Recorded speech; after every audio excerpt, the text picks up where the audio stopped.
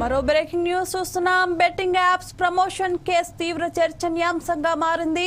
ఈ కేసులో సినీ తారలు, క్రికెటర్లు, సోషల్ మీడియా ఇన్ఫ్లుయెన్సర్లు నోటీసులు పొందడంతో ప్రజల్లో ఆగ్రహం వెల్లువెత్తుతోంది.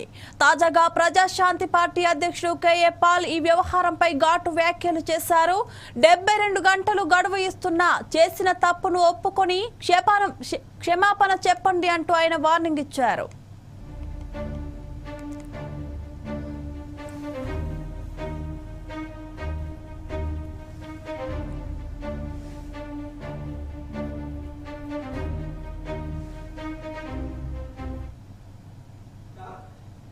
బిలో ఆయన టెక్స్ట్ లో ఒక మ్యాటర్ చదివాను, షాక్ అవుతున్నాను.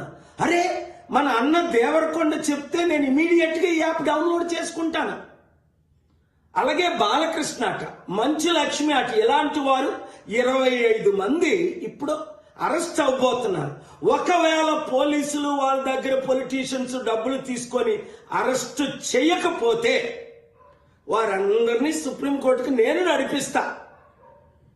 ప్రకాష్ రాజు లాగా మీరు కూడా తప్పయింది అని ఓపెన్ అపాలజీ చెప్పినంత వరకు, 2 మీరు సంపాదించిన డబ్బు ₹1 అయితే 1 కోటి, 10 కోట్లు అయితే 10 కోట్లు, 980 మంది ఆత్మహత్యలు చేసుకున్నారు. అంటే వారిని మీరు నరహత్య చేశారు.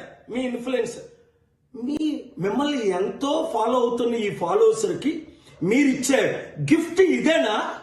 మానవత్వం లేదా? దైవత్వం లేదా? రాక్షసుల్లాగా వాళ్ళ జీవితాల్ని మీరు దోచుకోవడమేనా? ఎండ్ ఆఫ్ ద డే మీకు మిగిలింది ఏంటి? ఆత్మకు శాంతి కావాలా? మనసుకు రక్షణ కావాలా? నెమ్మది కావాలా? ఫ్యూచర్ మంచి పేరు కావాలా? లేదా చరిత్రహీనులుగా మిగిలిపోవాలా? ఆలోచించండి. 72 గంటల టైం మీకు ఇస్తున్నాను. ఇప్పుడు విజయ్ దేవరకొండ బిలో ఆయన టెక్స్ట్ లో ఒక మ్యాటర్ చదివాను, షాక్ అవుతున్నాను.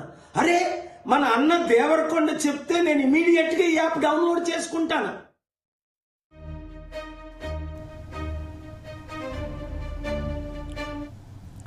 ఈ కేసులో ఇప్పటికే ప్రముఖ నటులు రానా దగ్గుబాటి, విజయ్ దేవరకొండ, నటి నిధి అగర్వాల్ సహా పలువురుపై కేసులు నమోదయ్యాయి. బిగ్ బాస్ స్టార్లు, సోషల్ మీడియా ఇన్ఫ్లుయెన్సర్లు కూడా ఇందులో భాగమైనట్లు పోలీసుల విచారణలో స్పష్టమైంది.